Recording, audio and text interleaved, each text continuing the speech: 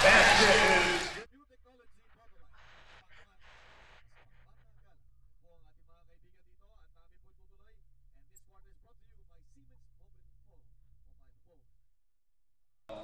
Chino, ha? Patuloy pa rin ang ratsyada nitong si Danny Sigel. Kasushoot lang niya. Meron pa siyang end one situation dito. So, meron na siyang 17 points. Pwedeng maging 18. And that's just 2 points shy of his game high 20 points in the first in game number 1. Oo, so ang nangyari dito, ang depensa ng Barangay Ginebra nakatuon dito kay Danny Ildefonso. Ito naman si Danny Sigel ang gumagawa. Dati si Olsen Racela din, ano? Mahirap talaga kalaban nito San Miguel, eh.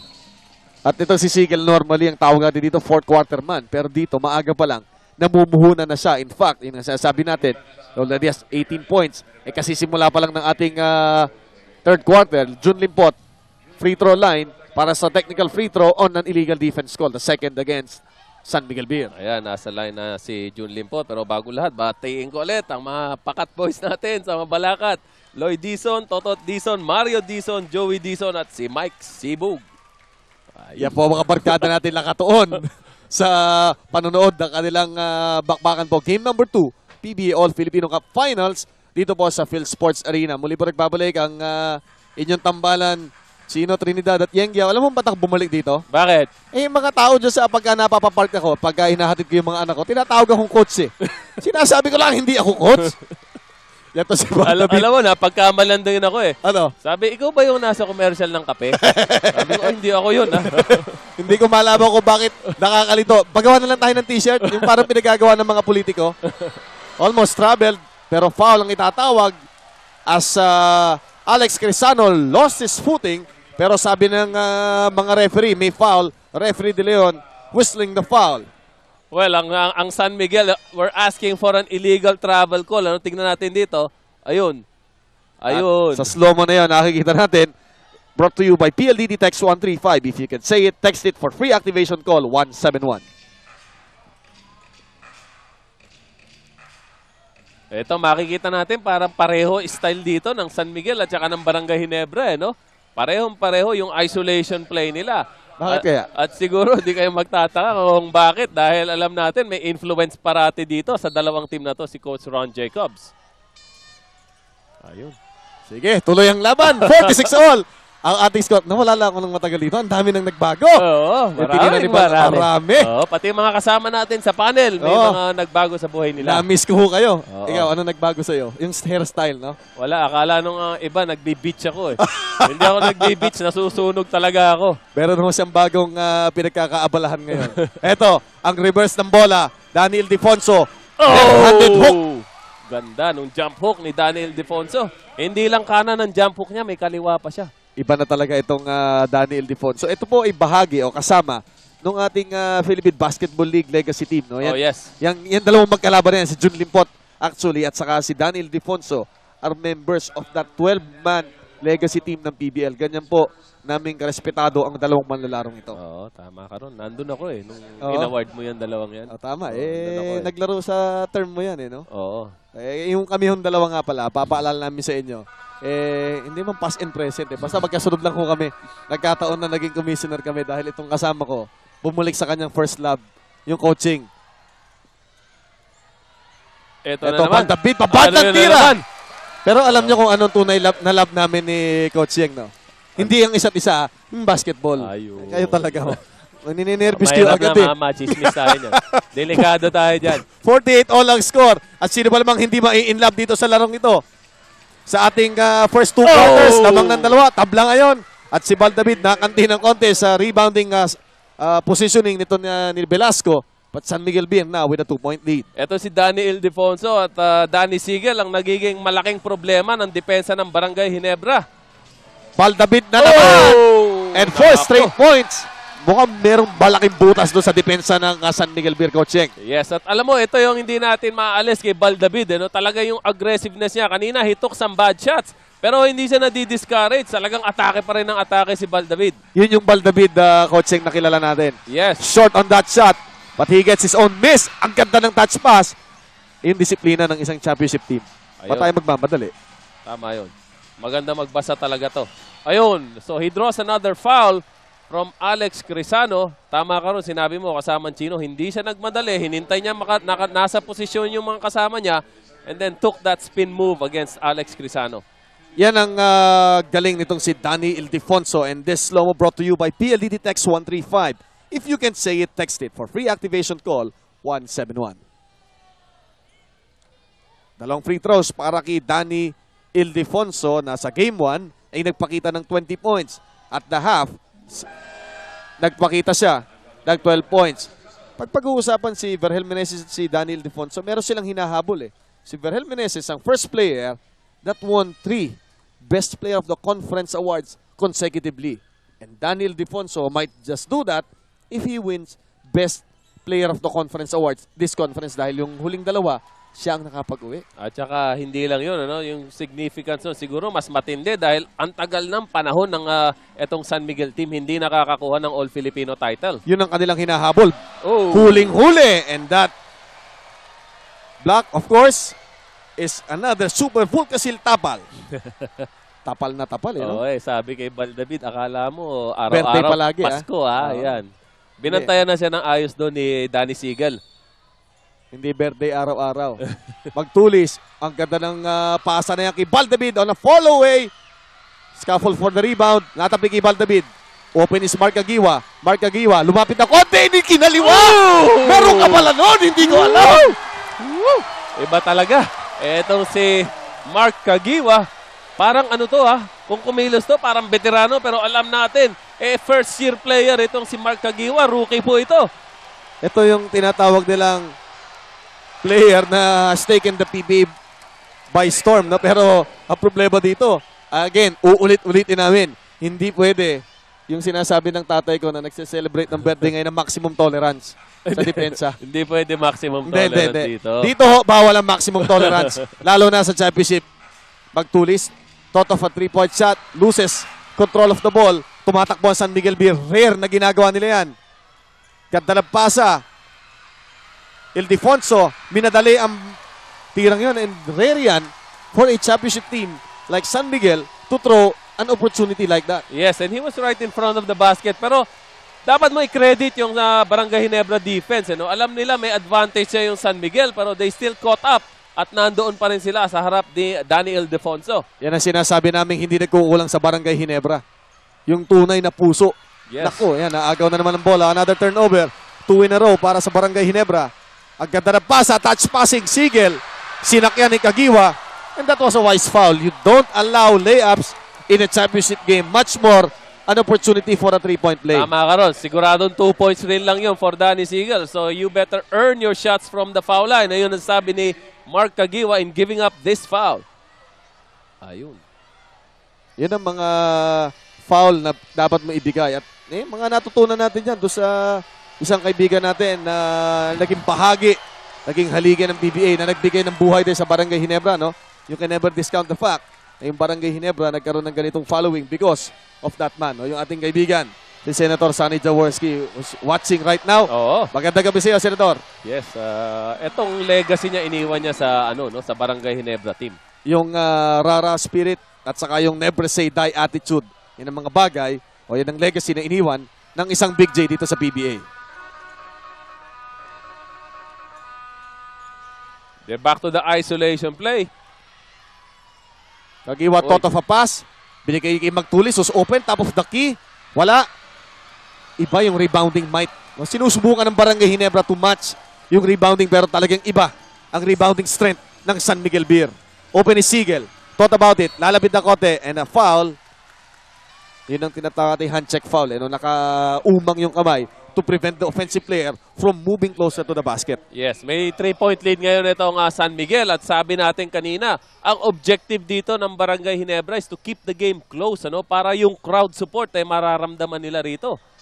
Importante yan, yung wind up sa fourth quarter, na paboritong quarter ng Barangay Ginebra. Ildefonso umaatras. Ildefonso got away with the nakita mo yung bangga, no? Yes.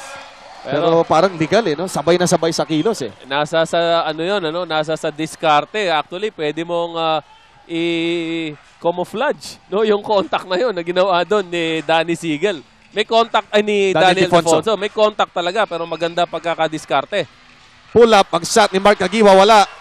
Rare miss para kay Caguiwa sa game number 2. Mark Caguiwa, hahabulin si Racela. Open is Ildefonso. And again, the discipline ng San Miguel Beer. Yes, ayan. Looking for a better shot here. Ito yung better shot nila. Ow, muntik na. Rebound bakbakan at sino nang ibabaw? Wala, last touch pero mananatili ang mapupuntang bola sa Barangay Ginebra. Magbabalik po kami.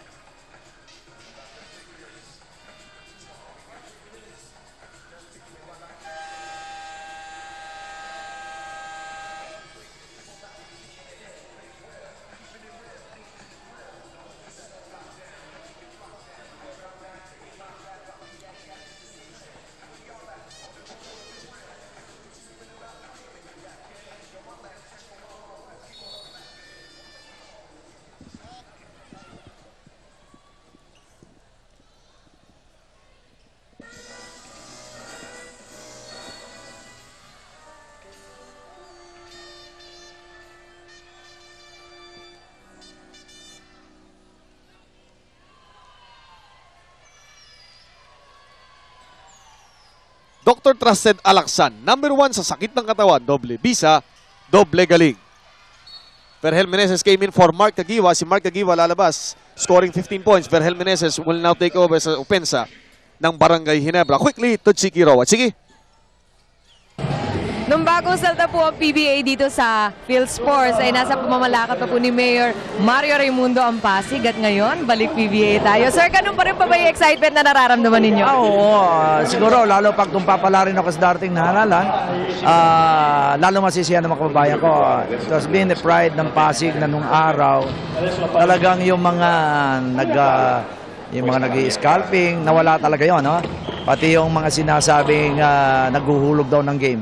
We were able to solve that.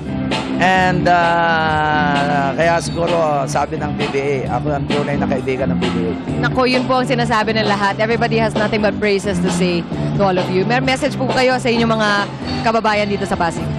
Well, sa mga kababayan ko, I've never been involved in any anomalies or corruption.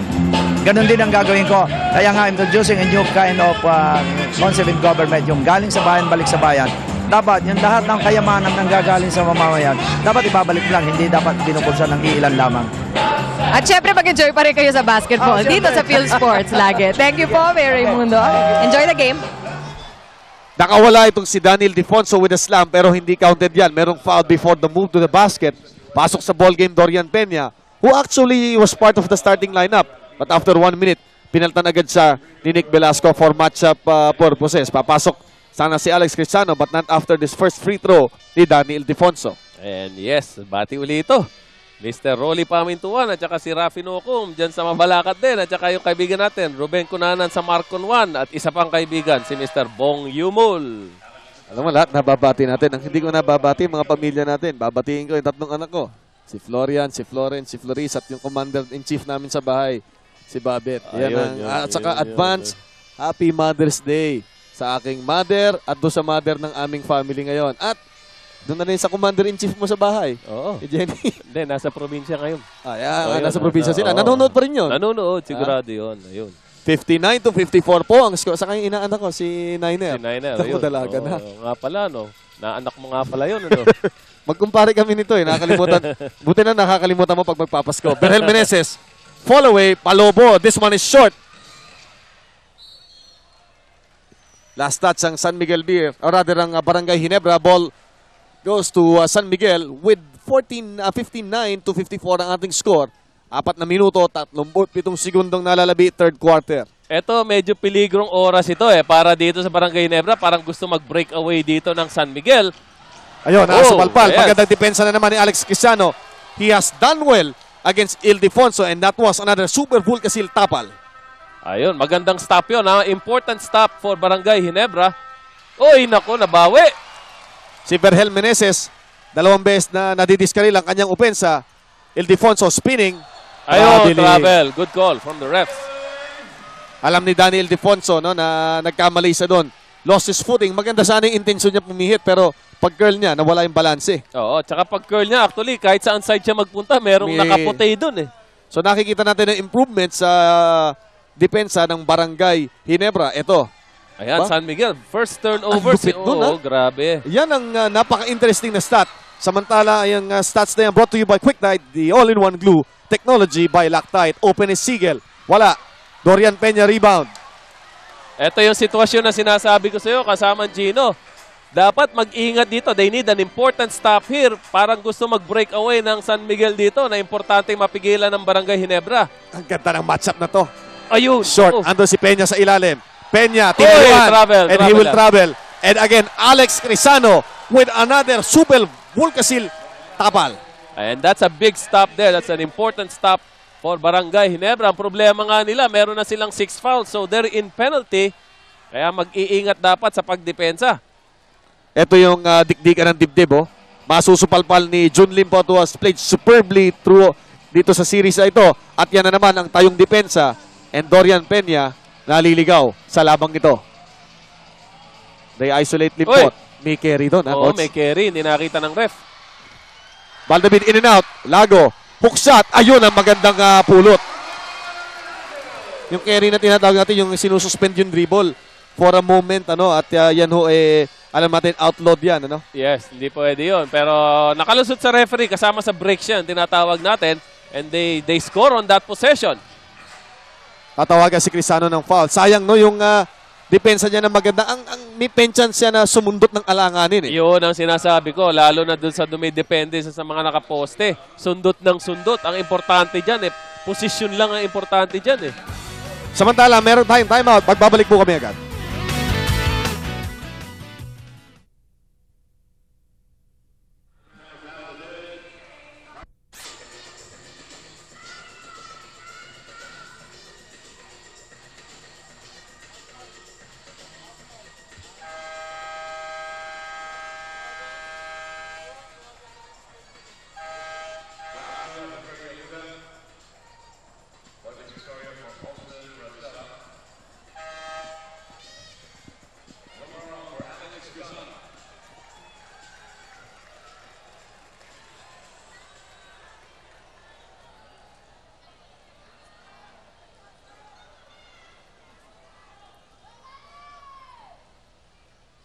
Para sa mas masayang PBA, sabayan ng lutong adjisyo. Ang saya ng kain nyo. Sa pagpapatuloy ng aksyon, bago natin silipin ang free throws, silipin natin ang free throws ni Danny Lifonso Rader, and quickly turnover to Paulo Trillo. At kasama ko naman ngayon, isa sa ating mga PBA fans, si Mr. Obet Pagdanganan.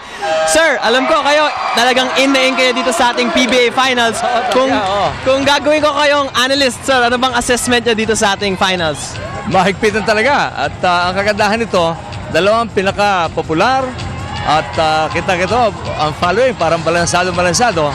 At talaga namang napakalakas sa team na naglalaban ngayon. Tama. Kaya, sabi nyo nga, sir, maraming following. Napakaraming ang fans dito ngayon nanonood. puno-puno oh. At kung kayo na mapapapiliin yan, anong favorite team nyo? Well, ang tingin ko, anybody's ball games. Actually, pareho kong paborito to eh. Ayun. At siguro dito, breaks of the game na lamang ito. Ang ganda ng Ginebra, you never say die, nandiyan lahat. No? Yun naman San Miguel, talagang kung tutuusin mo, mas balansado, mas malalaki. No? Ayun. Pero yung Ginebra, talagang fight to the finish. So ito po, palagay ko, kung sino lang magkaroon ng breaks na banda huli. Yun ang mananalo rito. Okay, thank you, sir. Enjoy the game. Mag-enjoy po tayo at mabuhay ang Bansa Pilipinas. Gamit po. Salamat sa inyo. Ang lupit ng inilalaro ni Danny Ildefonso already with 25 points in the ball game. At nung game 1, in-score niya 20 lang. So 5 points more. Hindi pa tayo natatapos sa third quarter. 2:08 pa nalalabi. Kasama Chino, alam mo maganda rito, no? Biglang lumamig ng bahagya. Itong si Danny Sigel. Tinake over naman itong si Danny Ildefonso, no? So makikita mo dito yung mga roles ng San Miguel players. Pinagpapahinga yung isa habang yung isa naman, ayan, ay kumakayod. So talagang presko sila pagdating pa ng fourth quarter nito. Lethal weapons po. Ito yung lethal weapon 1. Yung lethal weapon 2. Si Daniel Defonso, pero interchangeable po yan kung sino gusto niya paatakihin. Oo. Ganun ang luxury ni Coach Jong Wichiko gunning for his fourth, or for his first rather, All-Filipino crown. Kagiwa, wala. Buko lang inabot doon sa huling tira. Sayang yun. He had a good look. Matagal yung kanyang pagkakaasinta pero hindi pumasok yung tira niya. Ang isa napapansin na hindi Kagiwa, parang nagkukulang sa aggressiveness driving to the basket. He might be bothered by the defense of San Miguel Beer. Naku. Open, celebrating his birthday, and that spectacular long-distance shot brought to you by PLDT and NDD. Now as low as 3 pesos per minute, anytime and anywhere in the Philippines. Call 171 for free NDD activation. Ito na naman ang San Miguel, threatening to break away. Sabi natin, importante para sa Barangay Ginebra, keep the game close. Biggest lead for San Miguel Beer was at 9, 21-12 in the first quarter. Jun Limpot, Oh! get away! Oh! Naku, sayang! Everything but the shot para kay Jun Limpot. 7-point lead pa rin para sa San Miguel Beer. Ang ganda ng pagkaka-split ni Jun Limpot ng depensa. Hindi lang ang pumasok yung tira niya. Double team. Helterbrand almost with a steal. They go to Ildefonso. Ildefonso nga, number 1 option on offense. Shot clock down to 5. Ildefonso from the outside. And Helterbrand taps the ball. Last touch. Rob Duwat. Wilmer Ong. Spelling kanina si Alex Quezano who was in foul trouble. Pabalik nila si Banjo Calpito. Alex Quezano out of the ball game momentarily because of 4 personal fouls. Yes, meron pa tayong at least 3 possessions dito sa larong ito with this time left, with 50 seconds left. Tignan natin, importante itong finish na to para sa Barangay Ginebra dito sa quarter na to. Nag-turnover pa. Napupwersa yung mga tira, Coach Yeng. At Yes. ito, wisely, San Miguel Beer will again go to their strength, the half-court game. Ayun ang championship experience. Kanina pa natin binabanggit yan. They try and settle down on their half court. Making the Barangay Ginebra defense work. Again, Ildefonso with the curl and the push. Ibang-iba itong ano mo si Ildefonso nung nasa PBL ito? Hindi ganito kilos ito. Ang isang talagang nakakabilib sa batang ito is that he has worked on his craft. Tapos dinagdagan pa niya ng kanyang own training regimen. He has bulked up at alam niya kung ano yung PBA. Ito po ang classic example ng isang manlalaro na dedicated. Dedicated sa kanyang craft. And that's the epitome of a true professional, Danny Ildefonso. Ang galing mo, Samanchino. Pwede na ba yun? Para yung buong istorya ni Danny Oo, Ildefonso nasabi na natin. Narinig ko na ron. Tama, nasabi ang PBL. Binabati ko lahat yung mga kaibigan natin dyan. Alam nyo, bibihira kung pagkakataon na batiin nyo pasalamatan sapagkat they've been cooperative, no? The past 1 year o 1 season na nagawa natin. Yung mga kaibigan natin, ang dami-dami nyo. Pero may isang nagpahabati sa akin. Sino? Nakapanalo sila kasi kahapon. Si Bernard Yang ng Happy. Si Junel Paculi. Yung mga kasama natin doon sa ating, kumbaga, pulot-pulot team natin na ginagawa. Yung mga kaibigan natin from Montana. Lahat mo ng mga kaibigan natin sa PBL. I hope you're enjoying this one. At natutuwa sila because they're seeing someone close to them, Daniel Ildefonso, playing well. Oh, yes. Oh, may foul doon. At itong San Miguel they have fouls to give. So, okay lang yun. 7.9 seconds dito. Meron pa silang 2 fouls na pwede ibigay dito. Otseng, namaga yung lamang dito. Na yung, although itong lead na nakikita natin at 9, matches the biggest lead sa first quarter. Ang tanong dito, yung fourth quarter, alam natin yung Ginebra, meron yung pen chance na yung fourth quarter dinadala nila. Tama. Yung crowd na sinasabi mo, pero the way San Miguel Beer Ginebra, posible ba nating makita yon?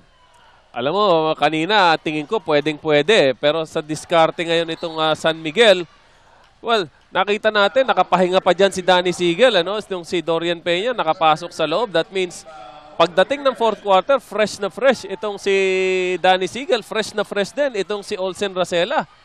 Bailout shot. Hindi counted yan. Tumira si JJ Helterbrand as time expired. Fourth quarter.